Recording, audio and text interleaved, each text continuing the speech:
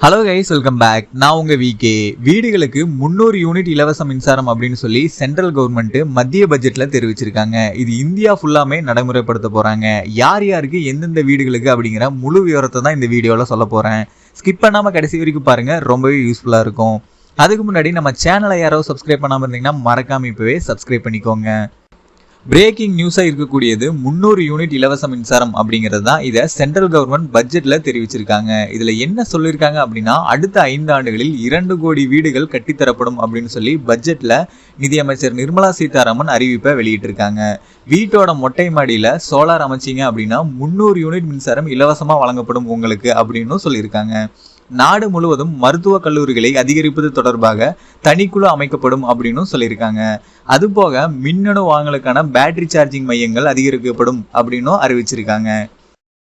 Short and ஸ்வீட்டா என்ன அறிவிப்பு அப்படிங்கிறத உங்களுக்கு சொன்னேன். இப்போ இதோட முழு விளக்கத்தை நான் உங்களுக்கு சொல்றேன். அடுத்த 5 வருஷம், இதுக்கப்புறம் வர அடுத்த 5 வருஷத்துல 2 கோடி வீடுகள் கட்டித்தரப்படும் அப்படின்னு சொல்லி இந்த மாசம் ஓப்பனிங்ல வெளியான பட்ஜெட்ல நிர்மலா சீதாராமன் அப்படிங்கிற நிதியமைச்சர் முதல் அறிவிப்பை வெளியிட்டிருக்காங்க.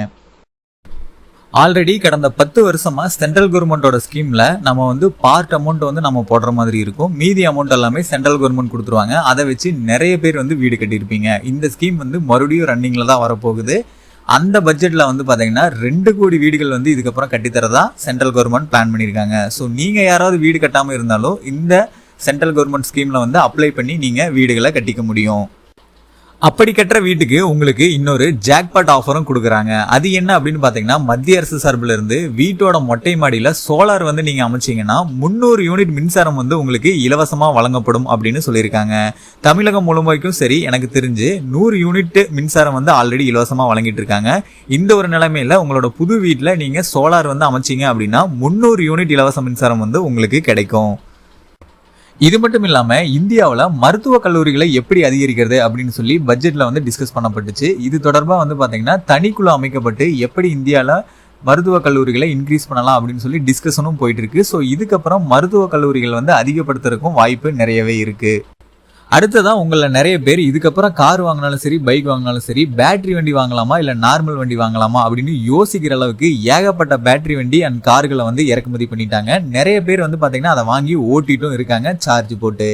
இந்த ஒரு நிலைமையில பட்ஜெட்ல இதுக்கான ஒரு அறிவிப்பையும் வெளியிட்டு இருக்காங்க. அது என்ன அப்படின்னா, மின்னணு வாகனங்கள் பேட்டரி வண்டிங்களுக்கு எல்லாமே சார்ஜிங் பாயிண்ட் ரொம்பவே கம்மியாக தான் இருக்கு. உங்களுக்கே தெரிஞ்சிருக்கும், சார்ஜர் வண்டி வாங்கினீங்க அப்படின்னா ஒன்று வீட்டில் போட்டுக்கணும், இல்லைன்னா சார்ஜிங் பாயிண்ட்டுக்காக தொலைவி போய் எங்கே இருக்கோ அங்கே தான் போட முடியும். இந்த ஒரு நிலைமையில அந்த சார்ஜிங் பாயிண்ட், அந்த பங்க் மாதிரி இருக்கும் பார்த்தீங்களா, அதை அதிகப்படுத்துறதுக்கான அறிவிப்பையும் வெளியிட்டு இருக்காங்க. ஸோ இதுக்கப்புறம் நிறைய சார்ஜிங் பாயிண்ட் பெட்ரோல் பங்க் மாதிரியே வரப்போகுது. ஸோ நீங்கள் இதுக்கப்புறம் பேட்டரி வண்டி வாங்கினீங்க அப்படின்னா பெட்ரோல் பங்க் மாதிரியே நிறைய இடத்துல 1 வருஷத்துலேருந்து 2 வருஷத்துக்குள்ள ஏகப்பட்ட பேட்டரி சார்ஜிங் பாயிண்ட்டை கொண்டு வந்துருவாங்க. ஈஸியாக நீங்கள் சார்ஜ் பண்ணிக்க முடியும். இந்த வீடியோ பார்க்குற நீங்கள் பேட்டரி வண்டியை பற்றி என்ன நினைக்கிறீங்க அப்படிங்கிறத மறக்காமல் கமெண்ட் பாக்ஸில் கமெண்ட் பண்ணுங்கள். ஃபைனலாக இந்த வீடியோ உங்களுக்கு ரொம்பவே யூஸ்ஃபுல்லாக இருந்திருக்கும்னு நினைக்கிறேன். அப்படி இருந்திருந்தால் இந்த வீடியோக்கு ஒரு லைக் பண்ணிவிட்டு இந்த மாதிரி நிறைய விஷயங்களை உடனுக்குடனே தெரிஞ்சுக்கிறதுக்கு நம்ம சேனலை யாராவது சப்ஸ்கிரைப் பண்ணாமல் இருந்தீங்கன்னா மறக்காமல் இப்போவே சப்ஸ்கிரைப் பண்ணிடுங்க. அப்படியே பக்கத்தில் இருக்க பெல் பட்டனையும் கிளிக் பண்ணிடுங்க. அப்போ தான் நான் போடுற ஒவ்வொரு பயனுள்ள வீடியோவும் உங்களுக்கு உடனுக்குடனே நோட்டிஃபிகேஷன்லாம் சேரும்.